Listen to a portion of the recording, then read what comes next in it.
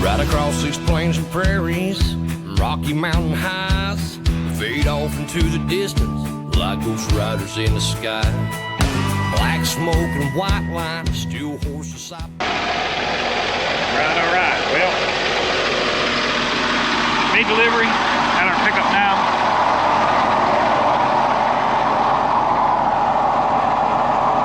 Take a couple measurements. All right, so they brought the truck around. This is our baby right here. Got to take some measurements here.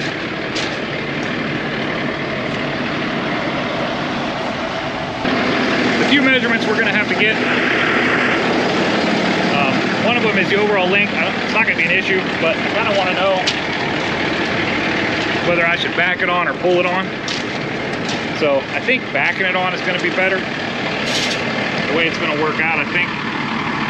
But I want to take an overall measurement, measure the hitch, see if it's going to clear the back deck, and then I need to get a measurement on this height. So let's do that real quick.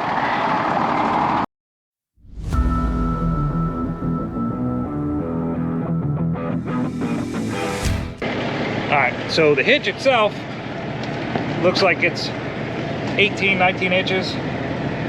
The hitch itself is up near 21, 22 inches.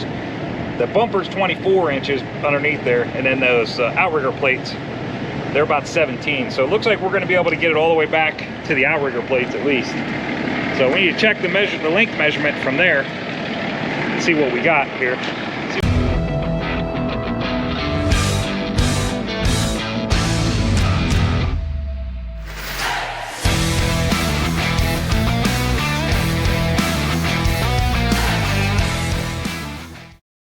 Well, that's 26 feet from the back of this plate right here, which would be the first thing to hit the step on the back. So the very back of this plate to the very front of the hardware that's sticking out of the front bumper. That's 28 feet. So now we're going to get a height measurement.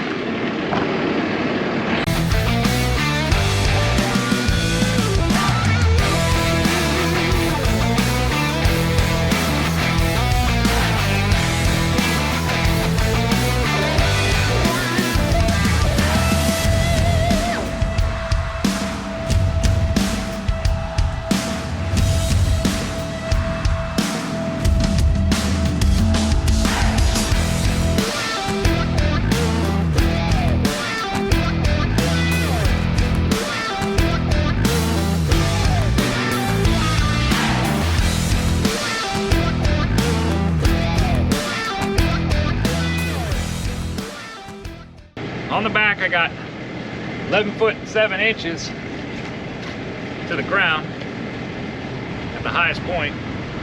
The front, I got 11 foot 4 inches. So either way, I don't think it's gonna make any difference. I think we're okay either way. Plus, if I have to get an inch or so out of it, I can pull down on this suspension and get that inch or so out of it. So I'll go ahead and put it on. I think we're going back.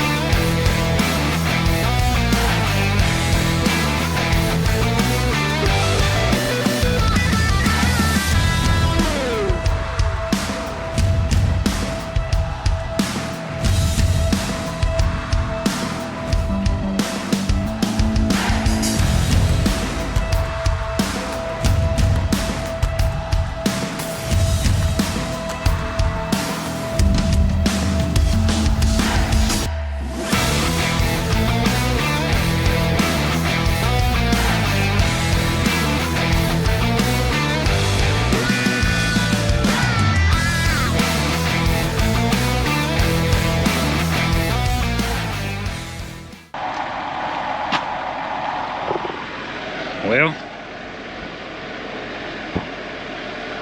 that's that.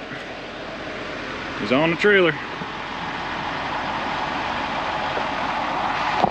Get hooked back up here.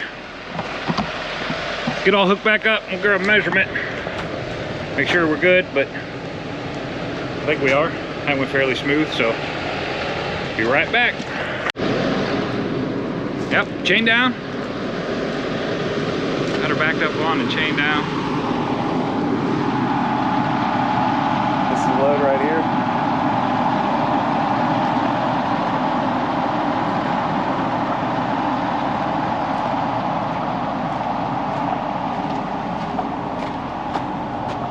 We're gonna take a height measurement here in a minute.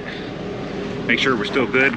I got the trailer hooked back up, brakes released, everything's sitting like it will going down the road. So we're gonna go over securement real quick. Truck weighs 26,000 pounds. That's what they're telling me. So 26,000 pounds requires 13,000 pounds of securement. We're right on the money there. Maybe gonna add one more. We're gonna see with the height measurement, but I did 2 chains X'd up front. I came right off the axle in there. See that? When you're doing this, when you're coming off these axles like this, always check and make sure there's nothing on the back side of that brake line or electric line or something. Sometimes they hide things on the back or on the top in the back corner where you can't see them. You throw that chain over there, and then when you tighten it up, you just crush it. So always make sure when you're throwing your chain over top the axle like that, make sure that you take a peek at it and make sure there's no brake lines or anything back there, anything you could crush. So in this case, there wasn't on either end, so it was good. So we got 2 chains X'd up front. Again, that's 6,500 pounds because we only get half credit for them technically. I did the same exact thing in the back. Went off the axle. Again, make sure there's nothing behind there that you're gonna get into. And did the same thing, extra crust. So we get 6,500 pounds for these, so we are dead on 13,000 pounds, which is the exact securement we need for the load. I'm guessing 26,000 pounds, probably a little high on this one. Maybe with the auger on there, it might be. But we're gonna check the height real quick. Get another measurement from the ground on the height. We're sitting on pretty level ground, I think. Maybe in a little bit of a hole here, so see what we come up with.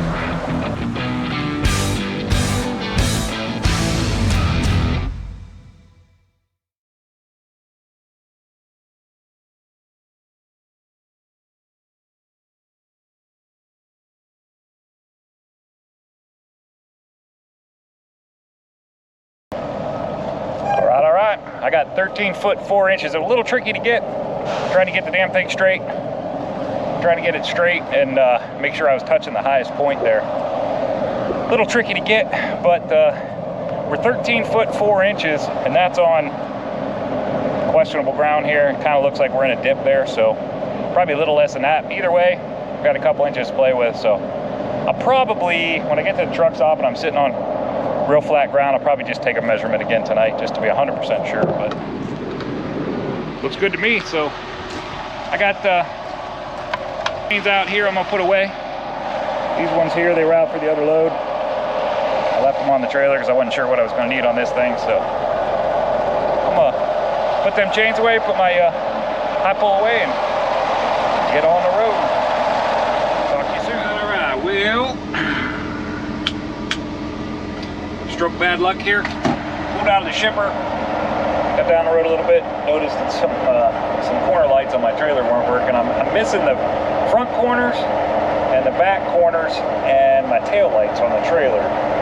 Luckily enough, this has happened before, so I kind of know, I hope I know where to look. We're gonna go see if we can't figure out what the heck's going on with this trailer. Hopefully I can find it pretty quick and make this happen. Got an interesting bit of information for next week that we'll see what happens. I'm not gonna say it just yet because I'm not sure it's gonna happen just yet, but I'm pretty sure. So we'll get it all locked down, then we'll talk about that probably next episode. Let's go see if we can figure out what's going on with these trailer lights. We'll be right back.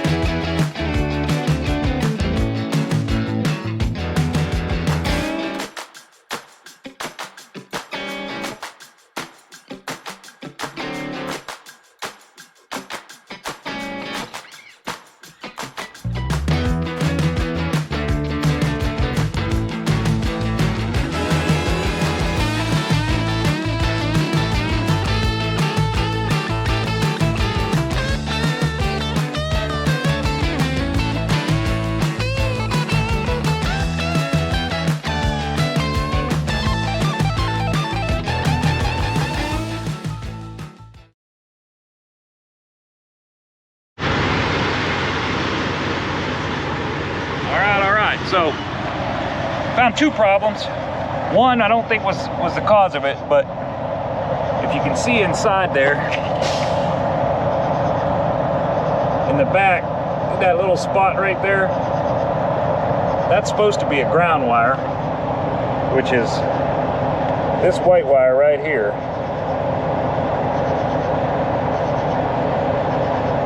So, but that doesn't, ground wires don't cause dead shorts, which would blow a fuse, and that's what the problem was. The fuse was blown up front.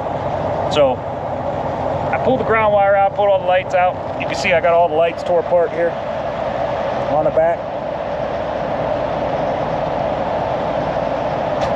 I'll go grab my other light, see if it works. Make this a little better to see. Now we got a little better light. So you can see I got it all tore apart back here. I found that loose ground wire, but then knowing that that probably wasn't causing a problem, I started searching for a hot wire, and this is what I found right here. I don't know if you guys can see that or not. That little guy right there, on the back side of it, right there, that's rubbed all the way through. Definitely would have been touching metal, and the thing about it is, that isn't touching anything right now. And all my lights are working with the new fuse in. So most likely that's the problem. We're gonna go ahead and fix this, and then put all the lights back in, do something